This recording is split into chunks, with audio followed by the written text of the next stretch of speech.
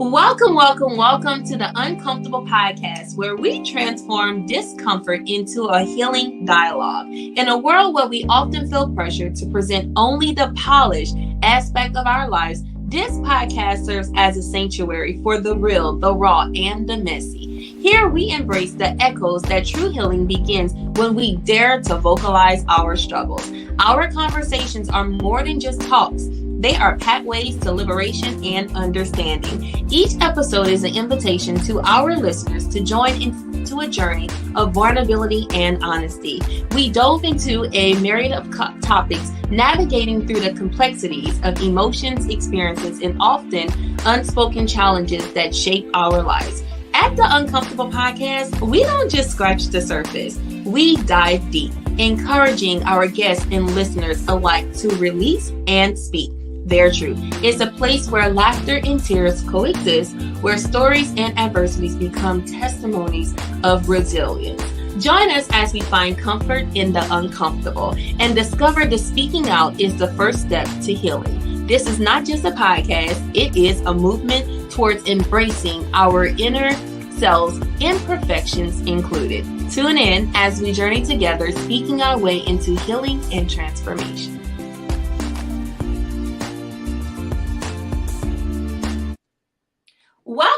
Welcome to the Uncomfortable Podcast. I am your host, Johanna B. Zeno, and again, I am so excited that you are all joining us yet another week. Can y'all believe it? We are on episode 9, and we are currently on day 8. If you are following with us for our 21-day devotional of Snitches Get Healed, baby, listen. 2024, we ain't playing with our healing no more. We are taking back our power. We are taking back our healing. We are taking back everything it is that we need to get our lives all the way together. So if you are viewing and if you're listening in for the very first time, welcome. We are so excited that you are here with us, and you are in for a special treat on tonight. I cannot wait for y'all to be able to hear from our amazing guests on tonight. So again, if you are following with the 21-day devotional, you know we are currently on day 8.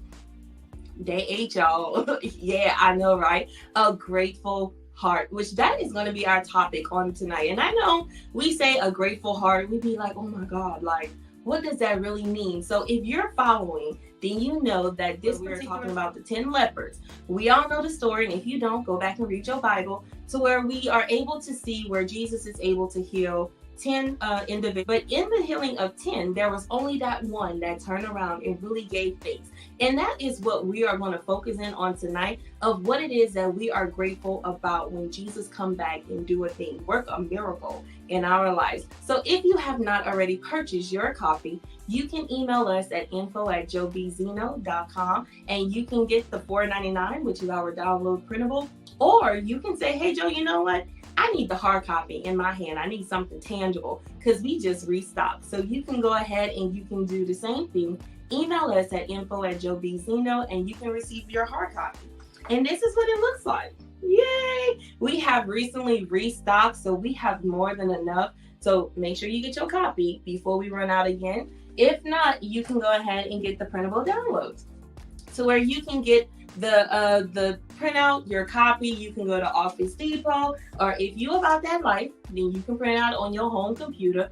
I don't know who got ink like that, but do what you do, whatever works for you. And our download printable is $4.99, or our hard copy is $19.99. And yes, we do offer shipping with an additional cost of $4.99. So without further ado, we are going to go ahead and dive into this amazing conversation on tonight. So if you can, go ahead and give an uncomfortable welcome to our guest, Coretta, Bunn, Augustine. Woo! What's going on, my girl?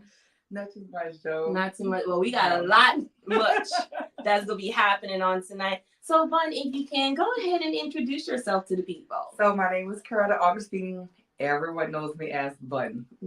That name come a long time ago, but we just gonna leave it as that. It's Bunn. I'm 35 years old. I am married to Frederick Augustine. It's going on 10 years actually this summer that we've been married, and 14 years this summer that we have been together. We have 5 kids, 3 girls, 2 boys, and a dog. I can't forget about the dog. Don't forget about the dog. And I'm a real estate agent. I am a caterer. I'm the owner of Bunn, Nanny Bunn, Soul Food and Catering. What else? I dib and dab in a lot of stuff. Like I get my hands in a lot. I do makeup. She's one of them. Like she kind of. Oh, you gonna do this makeup here? Yeah, she pushes me and encourage me and let me know like, hey, it's okay. Just do my face. It's okay. But aside from that, that's pretty much it. I am a family. I'm from Ville Platte, Louisiana. I live in Lafayette. I have 3 sisters. I'm the middle. So, you know, the middle kid syndrome. I have that. Listen, they say that's a real thing. I really, truly think the middle child syndrome is a real thing. I think it's a real thing. But, yeah, it's, like I said that to my mom all the time. Like, I'm the middle kid, and they fuss at me all the time to stop feeling and thinking that way. But other than that, that's pretty much it. So for our topic on tonight, it is called A Grateful Heart. And I know so many people have a different understanding and a meaning of what that can be for them. As we mentioned, you know, with the individuals with the lepers, how Jesus, he healed 10, but it was only that one who went back. So Bunn, whenever you think of, you know, having a grateful heart, because this topic is really near and dear to me whenever it comes to you because of our relationship that we have with one another. A grateful heart means to you. A grateful heart personally for me is getting another chance at life. After my major heart surgery, that even the surgeon did not think that I was going to survive. Mm-hmm. But he can't just not have surgery on me. He started the surgery. Usually people do not make it out of that surgery, and I did. So pretty much just to kind of clear it up of what type of surgery I had. I had an aneurysm. It burst in the candy cane part of my heart. It's still kind of hard for me to even explain it because it's a lot. Yeah. But in the candy cane part of my heart, that part ruptured, and I have a mechanical heart valve right now, and I also had a dissection. So the dissection started from the candy cane part, which is the most important part, and it traveled all the way down my stomach. So that morning, it was, matter of fact, August 13th, it was the kids' first day of school, 2021. And I dropped them all at school. I was having a great day. I'm like, I'm going to get my nails done.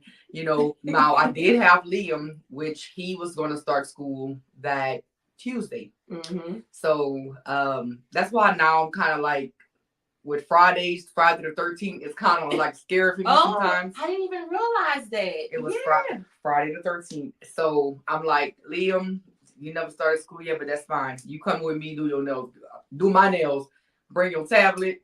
Went to the nail salon, got a pedicure, feeling amazing. Got my nails done. Went to the store. This is weird because I didn't have a headache. No symptoms, no nothing. When I say nothing, absolutely nothing. Smiling, laughing, clowning around, enjoying my child. And then we go to this one store, and I was looking for a shirt. And then all of a sudden, I hear, it wasn't loud for someone else to hear, but it was enough for me to hear. It was like, and it popped, like a pop. And I'm like, and I'm pausing and I'm looking around like if someone else heard it or something. And I'm like, well, whatever it is, it's fine, I'm fine. So I kept on going. And then at this point, I get to the register and I'm like, I started feeling like short of bread. And I'm like, Liam, come here. It's like I got weak. Yeah. He was opening up the door to go to the truck. And I'm like, no, Liam, wait. And the lady's giving me my total. She was like, are you okay? And I'm like, I think so. I'm fine. So I'm giving her my card, but it was like with no energy. At this point, I'm like, something is not right. So me and Leo get in the car. I'm like, buddy, get your seatbelt.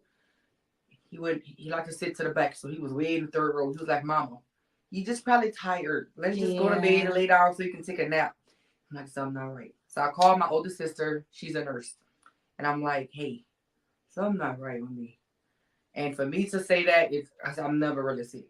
Getting irritated. So anyway, my mind was like, so now I just put myself like, you need to go to the ER. And I'm like, I can't because I'm in Lafayette, y'all in Ville Platte. Yeah. And I didn't have nobody at that moment because I'm like, my cousin is at work. I know she can't just pop up and take off work that fast. My other cousin have a closing. You know, like it was just, I'm sitting here thinking and being considerate what everybody else was doing. So at this point, my husband was at work. He was working the night shift and I know he was sleeping. So I'm like, I'm going to have to call him. I called him. I'm like, babe, something is not right. So for me to call him and disturb him in his sleep, he knew something is not right. Yeah. So I decided, you know what, I'm just going to go ahead. I'm not going to bother nobody else. I'm just going to go ahead and drive to the bus stop, pick up the first kid. But on the way there, I called my friend. She was driving for, I think, FedEx maybe at the time. I called her. I'm like, hey, can you, that was like my last option, like, can you come get the kids? She was like, Bunn, I'm at work, but what's wrong? Y'all, I made it on Louisiana Avenue, probably like a couple of feet away from the bus stop. Literally, it's like my body, I felt this, and it's hard to explain it because it felt like a big machine was shutting off. And I was still driving, and Liam is still in the backseat hollering, Mama, just go lay down and take a nap. Aww. And he seen me, and I'm breathing funny, and my chest is hurting, and all this stuff. And then, y'all, it's like my vision just went away. Everything shut down, my system, but it's like I'm feeling myself fighting it. And it's nobody but an angel, God, that took over the wheel because I was still rolling. My car, I was able to, either myself or those angels, stop my car and put it in park. Because if not, that could have been a terrible accident. At the same time, Fred was working on getting someone to come see about, because I already done spoke to him. So he seen that, okay, this is serious. So he got his friend to come see about us as well. Well, at this point, I'm in the middle of the road, passed out, and some guy, I still don't know who he is today, and I've been trying to look for him. I've been trying to find him to tell him thank you and explain to him what happened to me. Fred ended up calling. He answered it on the car phone. Told him where we were. Fred called his best friend and told him where we were. He left with Liam and the car. The ambulance came, and I was in the ambulance, and they were thinking there was a panic attack at that time. So fast forward, they took me to Lafayette General Orthopedic because everything else was full. If it wouldn't be for that doctor, I don't know if I can even say the doctor's name. If you won't give a shout out. But a shout out, I would just say the shout out to because I don't want to say the wrong. But shout out to that doctor. That doctor could have literally sent me home because my stomach was burning. I was flipping. Like it went to my vitals. Everything was fine, y'all. The vitals was fine. My heart rate was fine. Wow. Everything was fine. But my stomach was burning at that particular moment. And it literally felt like I was like I done seen glory. Like I was I went to say hey, but then I was back. The doctor didn't give up on me. They did give me medicine for a heartburn. They did. But then this doctor said, it's no way. It can't be just that. It can't be just that. For her, she's crying. She's flipping around. Something is not right. That's what made them go into it further. They transferred me to Lafayette General. And all I can remember is this guy standing over me. And he said, hi, my name is Dr. Tedesco. And I just wanted to let you know that you're going to have open heart surgery. And I looked at him. Oh, wow. Even at that point, like the pain kind of calmed down. So I'm sitting here like, what you mean? I ain't gonna lie. I took him for a joke. I'm like, what you mean? He said that you have a 60 to 40% chance of living. And I say, Who, I'm me? the 60 or the 40. He said, baby, you're the 40. And I'm like, oh no, you for real? He was like, yes, I'm gonna have to cut open. And I'm like cut open, like I was in denial. Yeah. So if y'all can see this is the cut. And we had Fred was on his way back home. He found a flight. I've never seen this dude. I don't know who drove that plane, but he was. Who flew the plane? He was here. Who flew the plane? Exactly. Yeah. He was there. At that time, it was COVID, so everybody couldn't come in. So I'm in the ICU. They looking over me for that night. Mind you, they still don't know the extent of everything. They never opened me up. They just looking at it from the test results. Like, she needs this surgery. She had like an aneurysm. It burst. My husband came, y'all, and they let him in, and I cried. He grabbed me. I held him, and I'm like, babe, like, I can die. Like, this surgery, like, I'm not gonna make it. Like, it's a chance I'm not gonna make it out of this surgery. And he was being so strong, y'all, so strong. And I cried, and I found myself that night making phone calls. Hey, y'all, what y'all doing?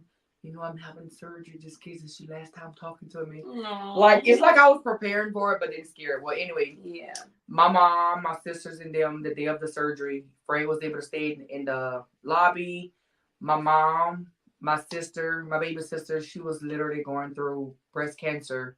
And all of her, she still had the surgery where she had her bag, the drainage bag, in the parking lot waiting. My other sister was big and pregnant, waiting outside. But they showed up. They showed up and sat outside, and they were all terrified for their life. And today, listening to their story of how they waited, and you know, they were keeping up with Fred and inside, and they exchanging information, and she's still not done. She's still not done. Knowing that I didn't make her that, y'all. Yeah. All I know after the fact is that Fred told me the doctor walked out of the surgery room, took off his hat, walk up to Fred. Now Fred thinking like he was gonna say she the died. Worst news. Yeah. He said, I don't know what type of wife that you have, but she did great and she is still here. And it was like, yeah. So like I said, even from that changed, that moment changed a lot for him.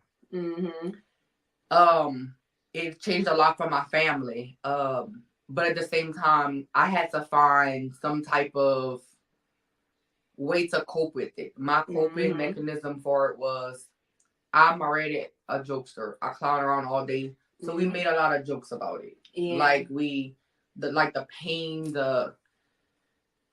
it really was just a lot.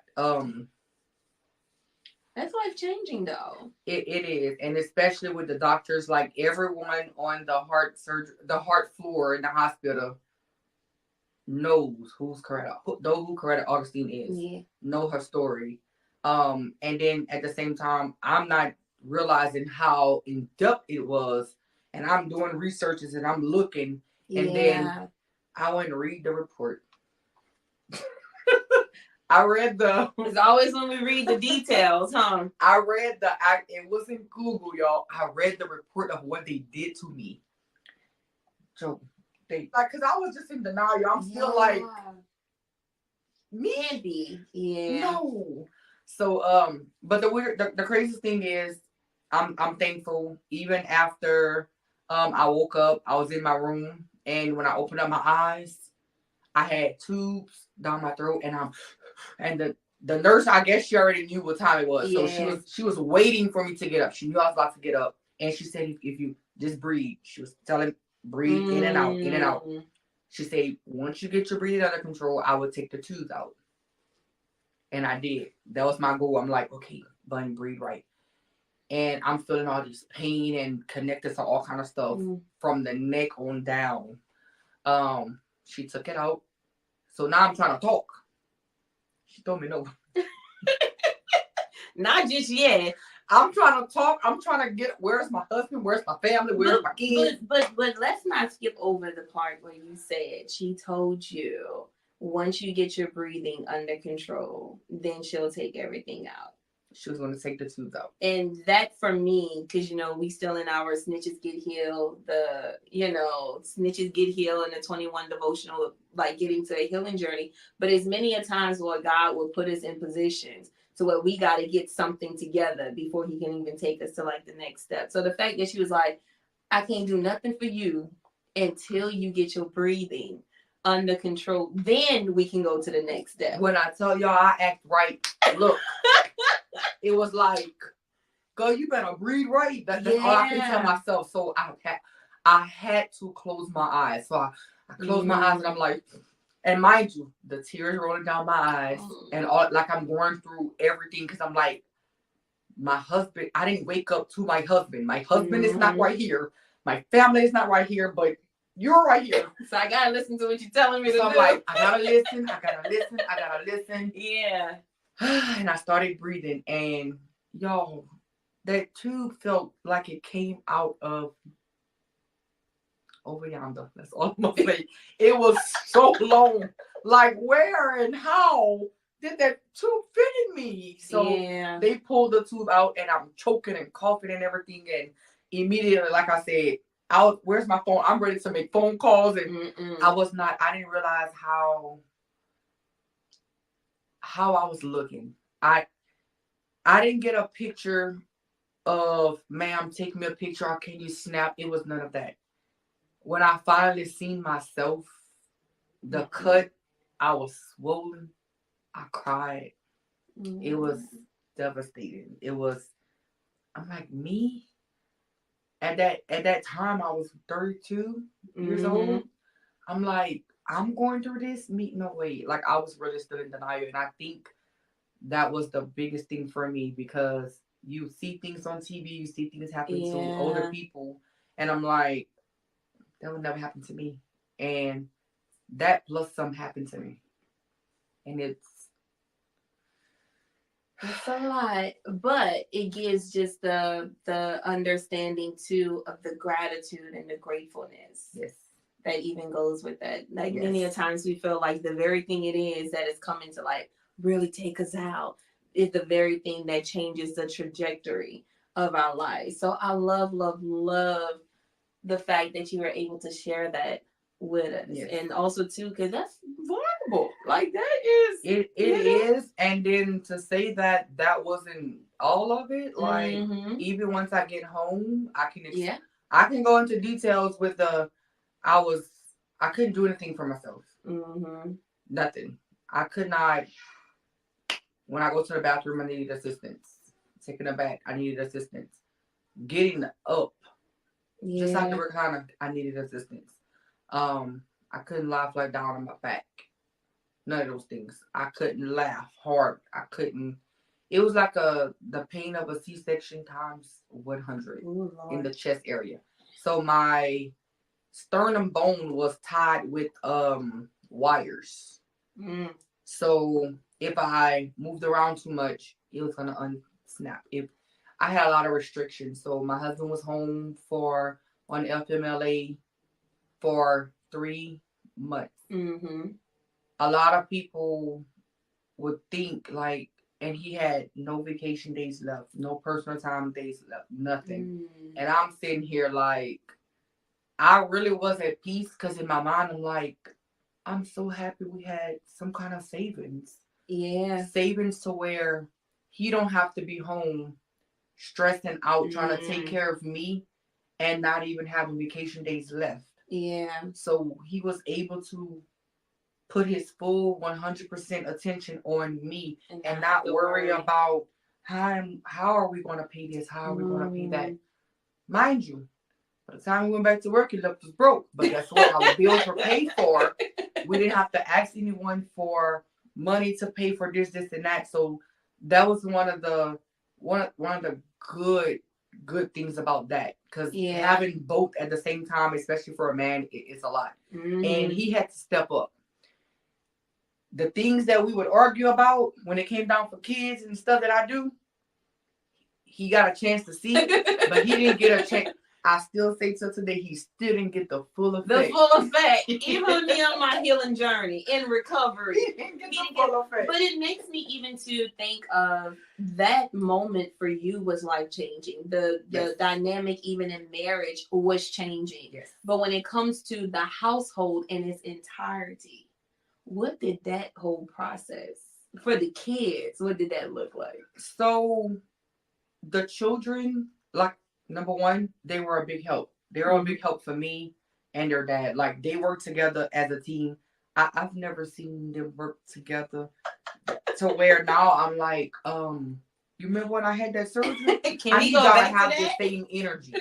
So everyone was using their inside voices. I didn't have to fuss.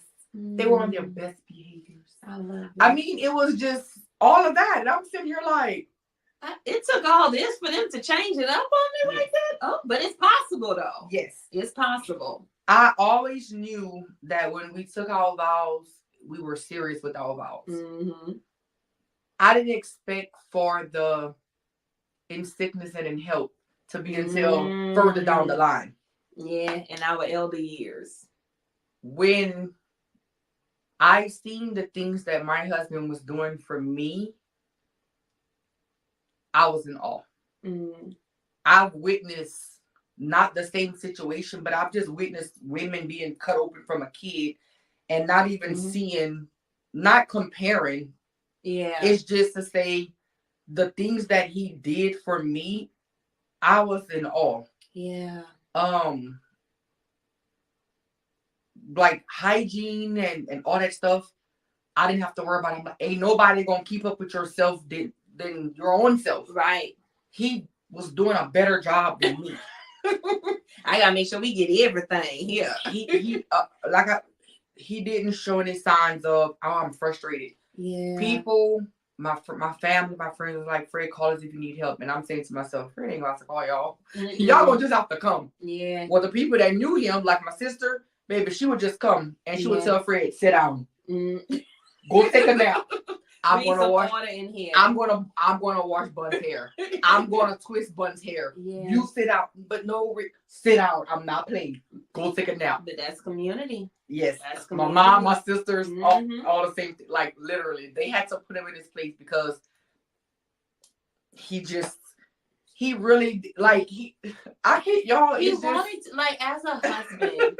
Because I've even seen that with T, is that they really want to serve us. They really want to make sure that we are okay, that there's no question asked, but at the same time, too, with them understanding the background and things that we come from, I got to make sure you good, even in these situations, because that was in a most vulnerable moment in time. And had he not been there, then it could have gone and shifted to a whole nother, direction. But let us keep in mind too with the kiddos and how they were able to step up. And many who do not know is that there was like a whole blending and binding of y'all's family, because you have Aubrey and you have Liam, and then you have Lou and you have Shibra and you have Tally as well, but they became legally yours through adoption.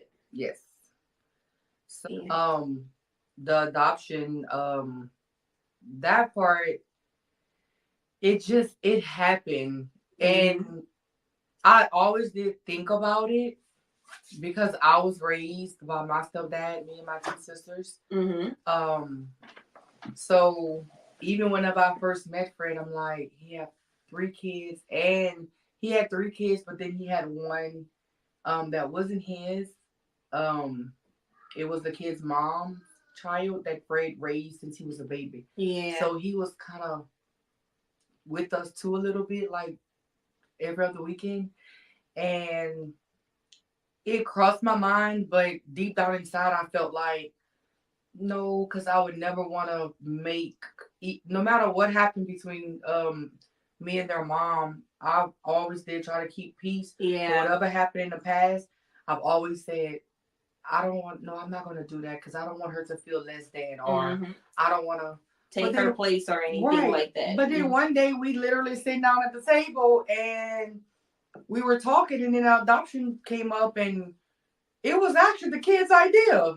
And I'm sitting here, I was like, y'all want to be adopted? You know, I'm like, that's what y'all want? And we went into more personal details of the whys. And I can give an example for one of those things. Because I was just in the school system, in the court system, I was just a stepmom. Yeah. So the kids' concern was, because we would always talk about, we let them know, we talk about the uncomfortable. The hard conversation. If something happened to dad, whatever. So we were just so happy on that topic of if something happened to dad, y'all, I can't keep y'all unless she allows me to. And it's like they was like, we want to stay here. Yeah. And it's not to offend her or anything. It's just they already had a bond in their relationship, not just with me, but their friends, their school. They got comfortable where they were. So with that, I'm like, okay, now I'm still in awe. Yeah, because usually you don't hear the kids say it. It's usually something that comes up about conversation about the parents. Right. Yeah. So I'm sitting here like, y'all show like. So at the same time, I'm kind of like, what? Me? But y'all show me approve. Yeah. So I'm sitting here like, okay. So then I started doing research, and then the conversation died out. And y'all, one day, again with these nails, I was doing my nails, me and my friend, and we ran into the owner's husband, which was an attorney, a family attorney. And when he was talking to his wife, I just kind of said, excuse me. I said, you said you was what? And he told me, and I said, you know, I was thinking of adopting my stepkids, you know, and blah, blah. And the rest was history. Wow. We did it, and my name is official on their birth certificate. I'm sitting here like, wait, so I can't get mad at Fred no more and say, Liam and Aubrey, come on, let's go. Because I'm pissed off at you. No, I gotta be like, Louis, Shower, Tally, Aubrey, y'all all, let's go. The whole Brady bunch. The whole bunch. So it was a very happy moment. And so to see them happy, and then the amount of support that we had behind it was an amazing feeling. And again, not discrediting their mom, because I always do still tell the kids up till today, at the end of the day, y'all gonna still always respect your mom. That is, she still birthed y'all. Y'all are going to always respect her no matter what. And that's that. We're not going to talk down on her. I'm not going to talk about her. No matter how much she would piss me off, I'm not going to talk about her in front of y'all. I'm going to go in my closet, in my room, I'm going to sit in my car. I gotta say. But I'm thankful to say that we are on one accord now. We're able to hold a conversation. We're able to talk. Because it was rough. And as a blended family, y'all, it's a lot. Yeah. It's a lot. It's not only does the parent, the mothers, the female have to be on the same page, but with me and my husband, I understand. No. Let me tell you, I don't really think, and to be honest, I want to say when I had looked at the statistics last time, it's like over 70 or 80% of households are blended families. Yes. That is not, it's something that needs to be normalized in conversations, but also too, like the healthiness that needs to be in there. There has to be understanding of co-parenting. And you see, I didn't hear co-parenting until I was like maybe in my mid-20s. At this time, I'm like, I've always heard of parenting, but not co-parenting. But that also too looks like something. And I do believe, like, even as a custodian parent, there's different things that you have to start to implement in your kids when it comes to the non-custodian parent, because legally that's how the terms that they use for it. But when it comes to that healthy co-parenting, it is literally a two-way street, and it has to be some level of understanding. One of my favorite judges is Judge Judy, and she said all the time when she get the parents in her courtroom, she say, "Love the kids more than you hate each other." Love the kids more than you hate each other, but sometimes I know that can be a hard thing to do. So I do know with us talking about, your life-changing experience with, your heart condition. We talked about the kids and we talked about Fred, but with us talking about the kids and with the adoption, many who do not know, there has also been one of your little babies that you have, Yes. lost at a very early age, at a young age. So I was in high school when I had Cameron. Mm-hmm. This year she'll be turning 19. I was young, which it didn't make it okay that I was pregnant. My mom knew I had a boyfriend. They allowed me to have a boyfriend at a young age, and I got pregnant. And she matured me even more. So I've always been matured for my age. I enjoyed every last bit of the year and 10 months that she was here, up until the last moment. That last moment, that last day before, it was around, what's in September? Is it? I always get them confused. Labor Day. Labor Day. And matter of fact, the video just popped back up on my timeline, and I just watched it, and I teared up, and I'm like, you just gotta get it together, get it together. But I think the part that hurts me the most of her passing away is I wonder and want to know what she was going to look like. Yeah. So even with her, me losing her, it was undetermined on the death certificate. She aspirated in her sleep with the pacifier, and it's hurtful for my mom. My mom deals with it with therapy. Like, she goes to therapy. I felt like don't nobody know my child. Nobody knows her. Nobody knows how I feel, so nobody can fix me. And I dealt with that for so long until it's like I'm hurting myself. Yeah. I was hurting myself, but then when I met Fred and the kids, I was 21, and I'm like, maybe God sent them here for a reason. And I kept going back and forth, because my daughter that I lost is not my current husband's child. I was in a different relationship. So that was both of our first child. And she was the first grandkid on that side of the family. So she was loved all the way around. All the way, yeah. My classmates, everybody, like, if we was hanging out, make sure you bring, because I always wanted to distance myself from my classmates. They was like, no, you bringing Cam too, Cam coming too. So everybody loved Cam. When she passed away, y'all, it was just laying down in the hospital bed. Whenever I found her, we were in the bed and she wasn't breathing. And when I sat up in the bed and my hand slid and she was cold, and I'm sitting here like, what? And my face was literally like, and then I turned the light on, and it's like her body was just, it was just kind of like if it went in or something. So I still didn't touch her. I'm hollering, Mom. I went get my mom, and she wasn't breathing. They called my sister, tried to do CPR on her, nothing, brought her to the ER. I think it hurted my mom the most because Cam was a handful, so she would pop open those juices and dump them on the floor. Boop, dump them on the floor.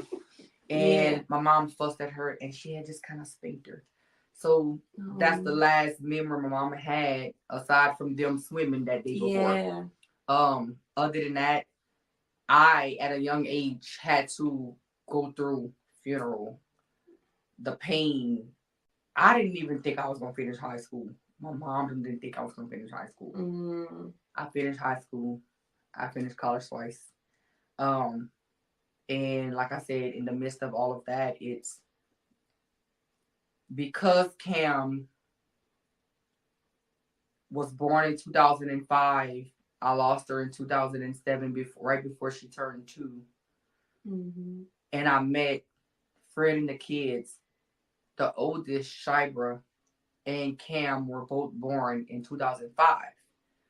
But Cam and Lewis would have been graduating the same year. So Cam's supposed to be graduating this year. So it's like watching Shybra grow up as a girl. Born that same year as Cam.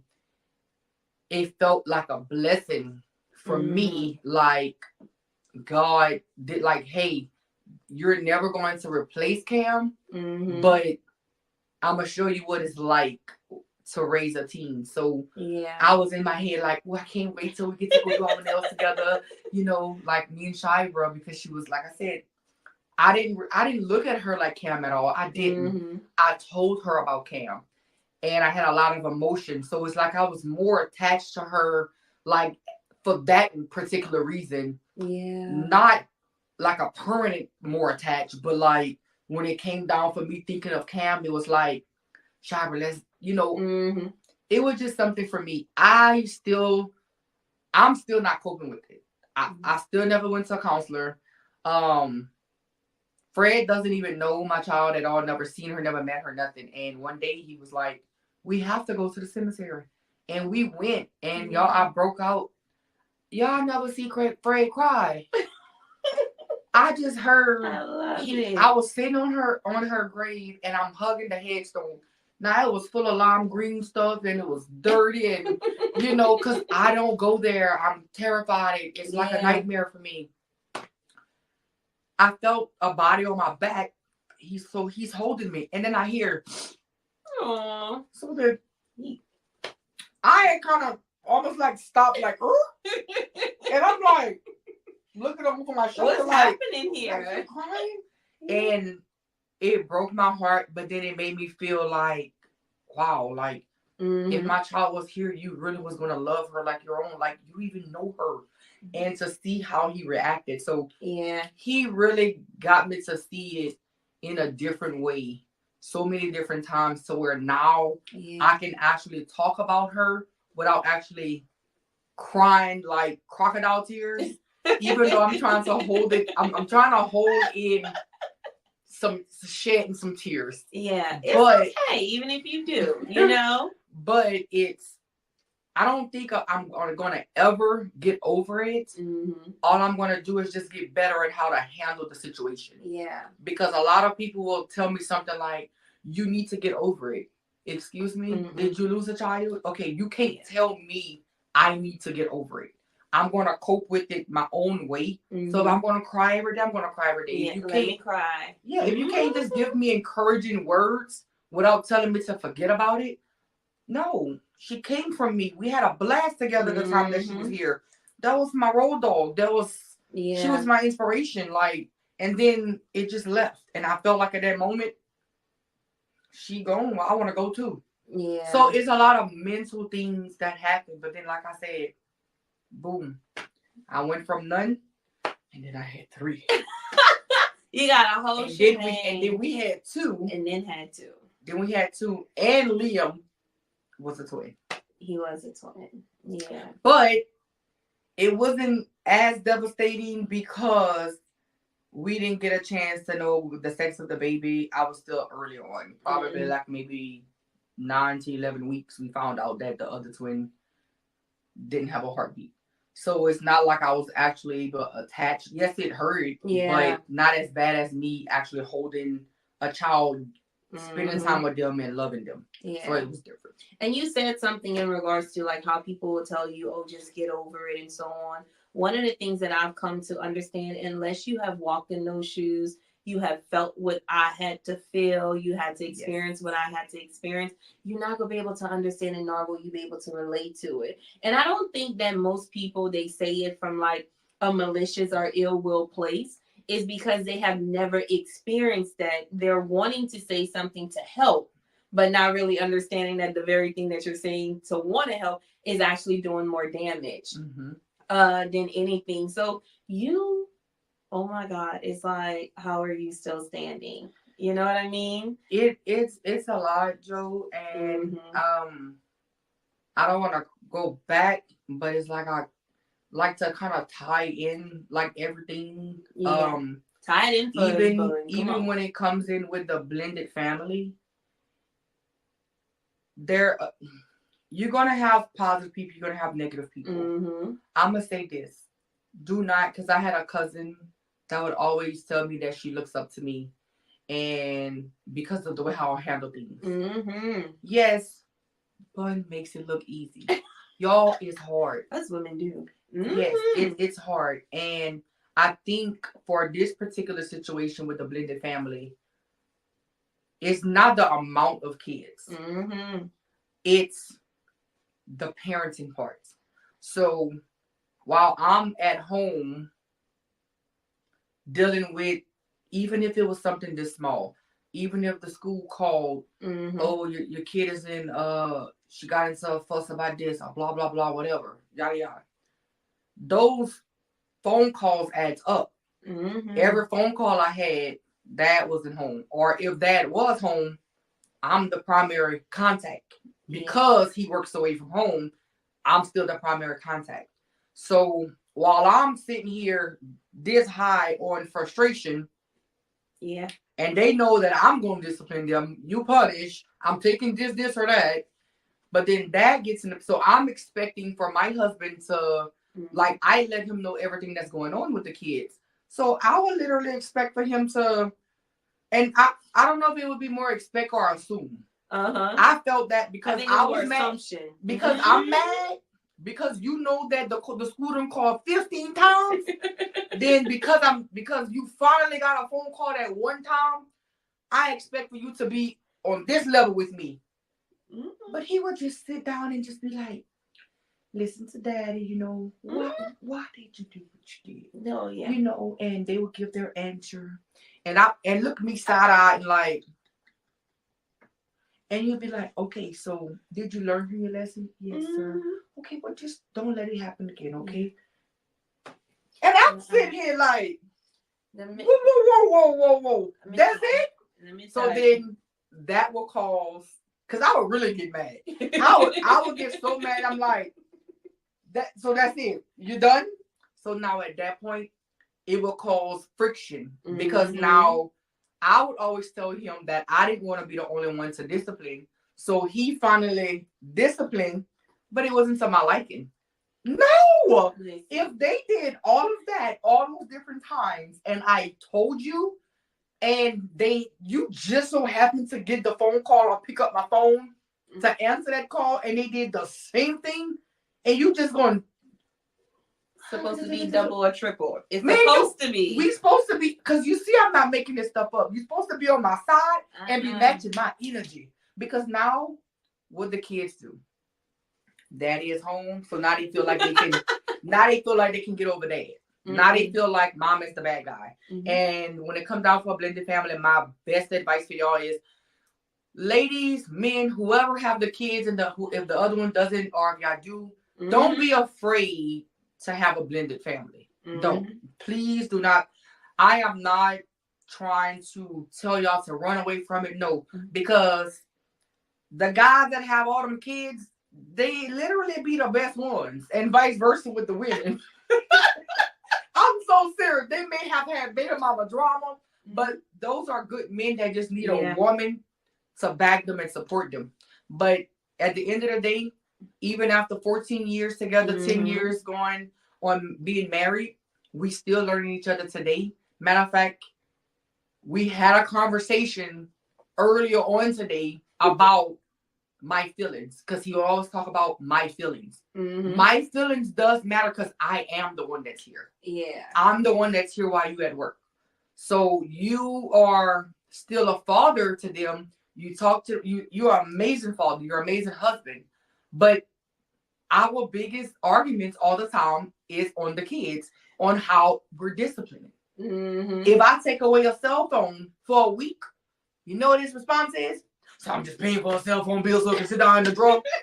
So I'm like, so what I'm supposed to do with the phone? What I'm supposed to do? Terrence and I, we have been married for it's going to be 6 years in April. And we're a blended family, but, you know, we have my kids who's in the house and our oldest one that, you know, he's married now with his own baby. And then we have our other two. But one of the things that I have learned, even with being a blended family, is that communication between T and I.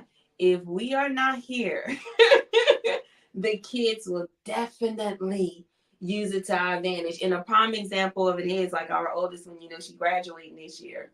And whenever he go pick them up, when she don't have the car or whatever, she'll say, hey, can we stop to such and such? somewhere, Yeah. and you'll stop. And they stop.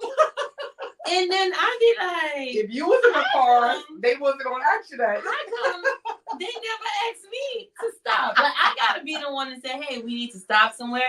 And I really think what it is mainly to when it comes to these girls, our husbands, they have these soft spots for these girls. And it's nothing we can say personal for us. It's nothing we can do, because at the end of the day, that's their baby and that's their daughter. And I love it because they're the prime example of what a man is supposed to look like in their lives anyways. So, Bunn, listen, we go through it. I know there are many people who go through it as well.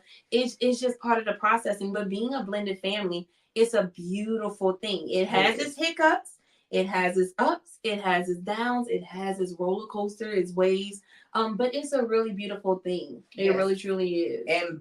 And balance. Because 24/7 is the kids. Mm-hmm. That's their time. 24/7. However, when daddy is home on days off, they can tell you, when is our date night? Thursdays. Our date nights are always on the Thursdays that my husband, the week that he's home. If we have to move it because the kids had a play or whatever, something to do with school, then we'll move it to the weekend. Other than that, every single day happily.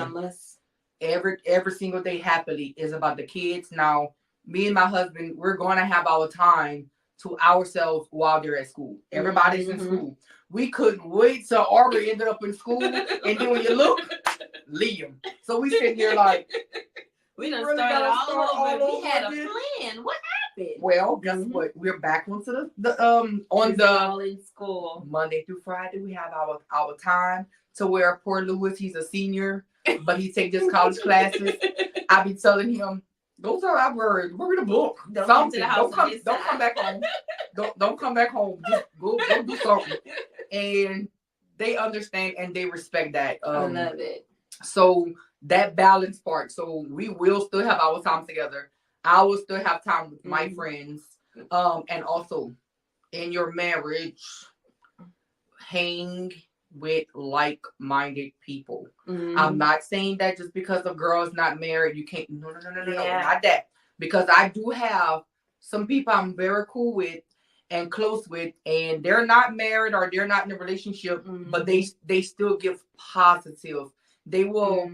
They give positive feedback. They will give it 100. They tell me the things that I need to hear and not the things that I want to hear. And this one right here, she's married, but I can tell you, I feared, I don't know why, but feared one time talking to her because I just felt like, oh, she about to make me cry. I'm not gonna make you cry, but that's how I do. I'm gonna hug you. That's how I felt at that moment. I'm like, because she's so real, she gonna make me cry. And I'm like, God, toughen up. You can handle it.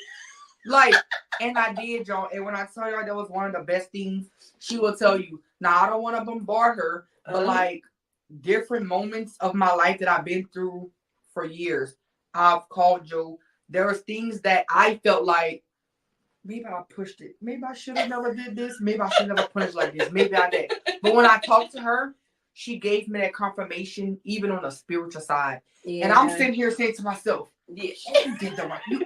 And it made me, y'all feel, y'all have no idea. Yeah. It made me feel so much better. And no matter how busy she is, and I know that this was about, we healing. No matter how busy she is, if I pick up that phone and I am crying, but where you at? Give me 5 minutes. I'm coming. I'm pulling up. We pulling up. We're gonna pull up.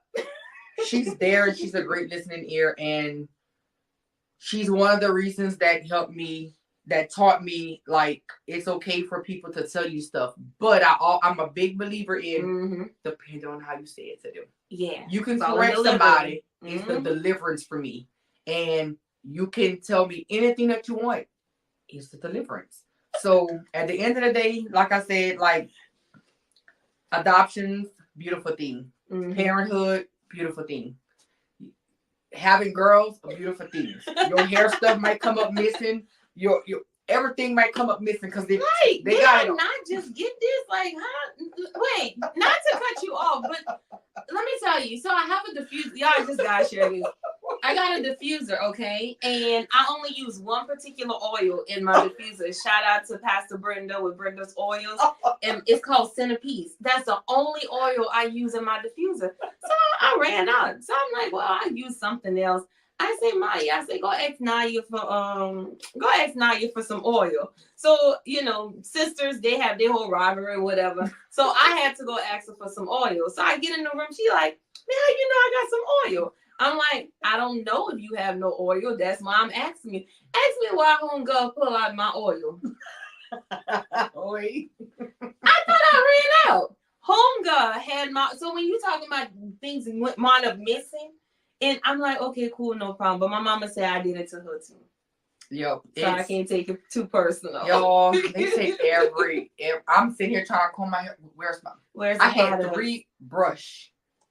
Three they brushes. all gone. Where is that? Oh, I never put it. I had Kim get stay out my room. They don't listen. But I'm glad they can't wear my clothes. Well, now I done lost some weight.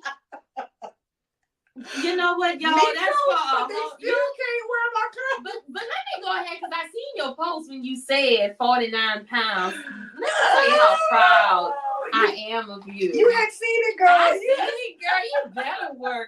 Listen, I think we can just go on over and over and over. We have covered with your heart condition and how you have overcame that. You are still overcoming your healing process.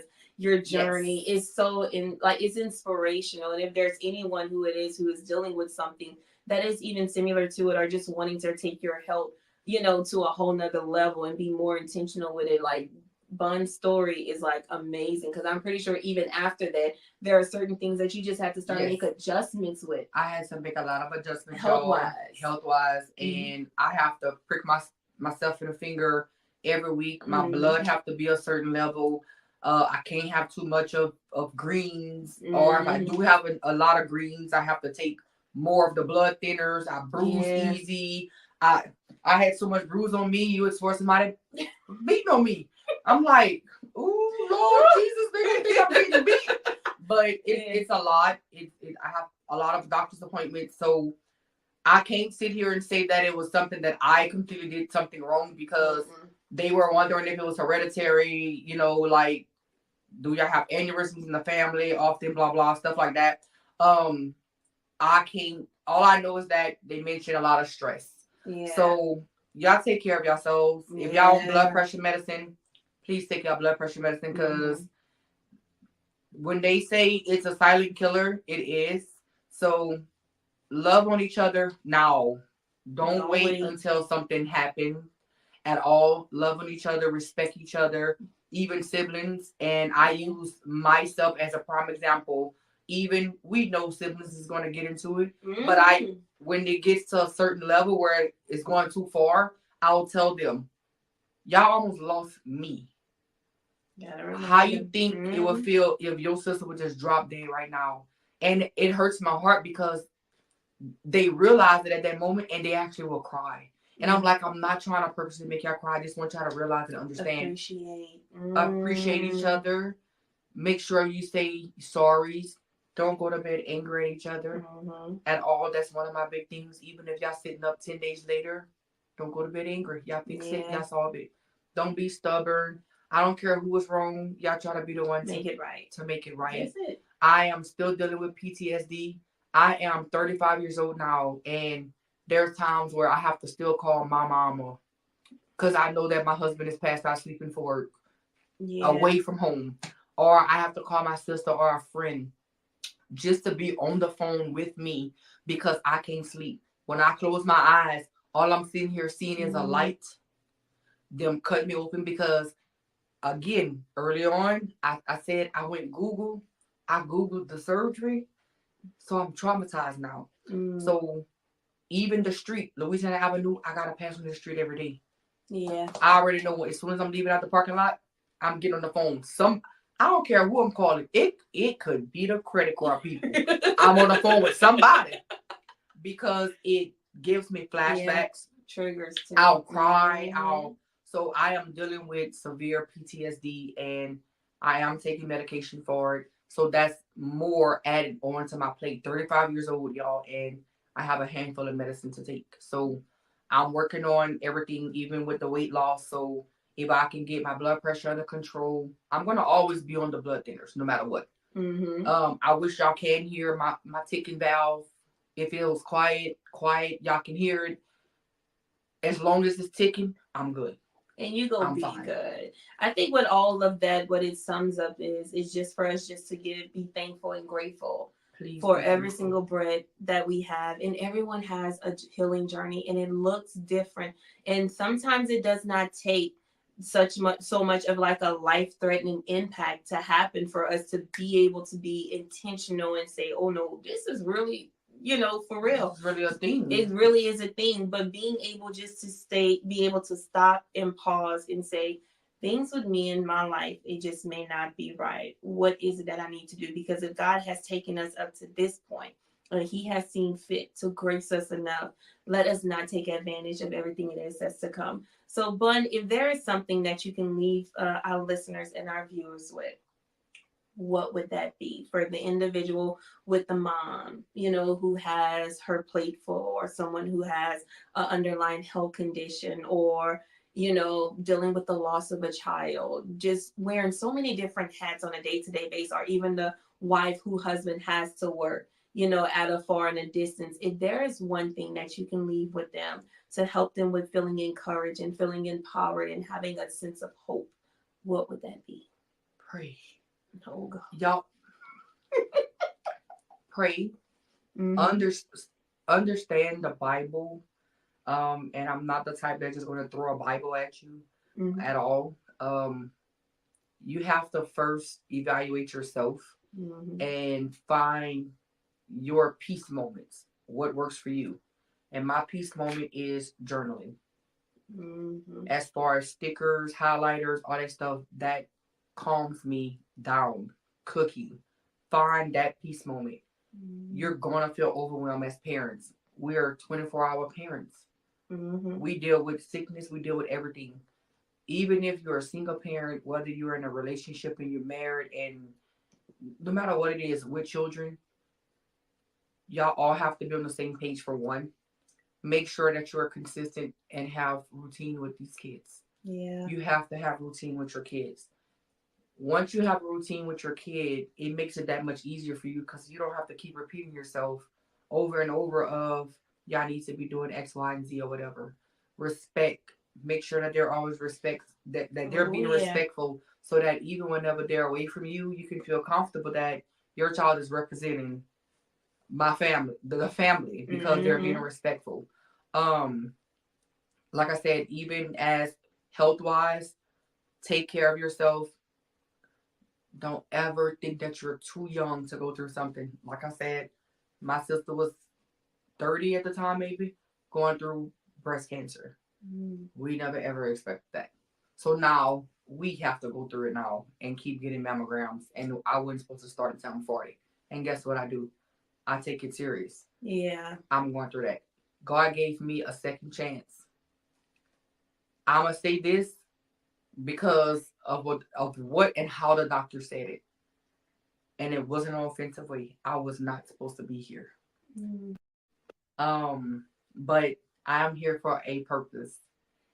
I have a lot that I want to do and that I want to fulfill. And I do believe that God was not allowing me to leave because He knows that my husband, my children, needs me. Yeah. They don't just want me. They need me. My family, my friends, because I'm a lot of things. I'm not a certified licensed counselor, but I can call myself a little counselor.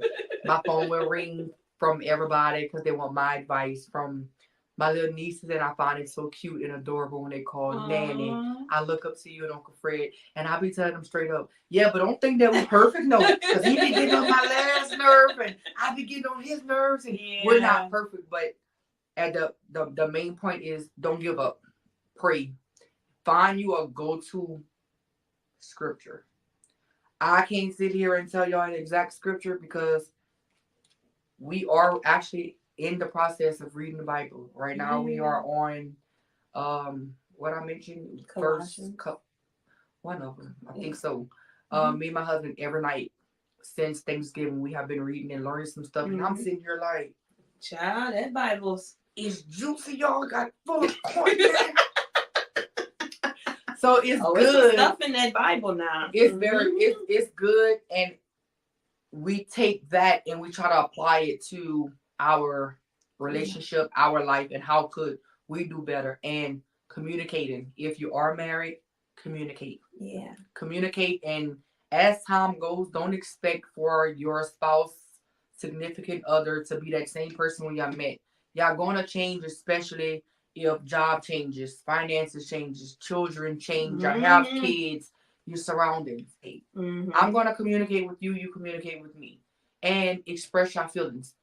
Don't hold all that stuff in. Yeah. Say something, find you somebody to talk to. It's good to write on the paper, but that paper cannot talk back to you.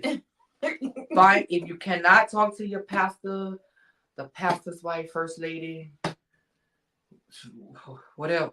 Find you somebody. Find a person that's gonna tell you what you need to hear, not what you want. And I'm gonna say it again. Find a person that's gonna tell you what you need to hear. Because a person that's just gonna sit here and tell you what you want to hear, it's not gonna help you.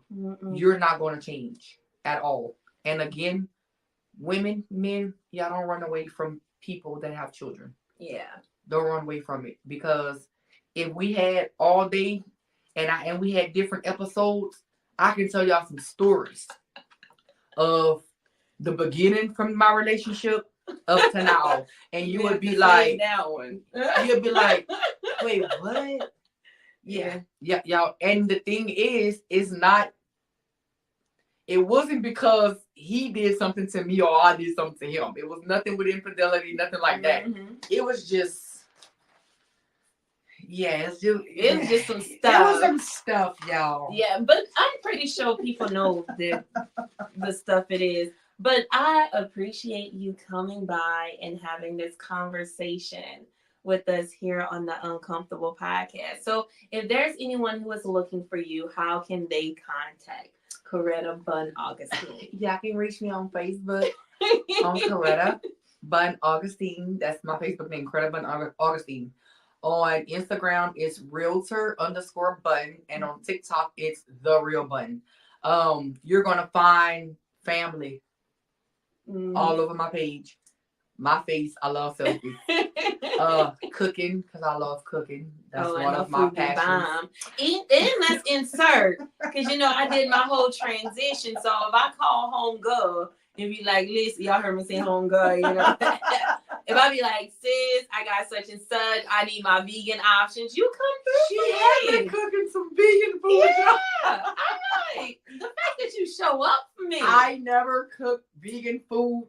And it was bomb too. It was bomb. She put me to the test, and it's like she wasn't taking no for an option. I'm like, Joe, I can't. And that's what I love about her, because even from with the makeup, like, I'm like, but Joe, but I had never. It's okay, my girl. I'm gonna bring up my stuff and we're gonna do it. We're gonna figure it out. Like, boom, like she really have that certain push that is like, yes, ma'am.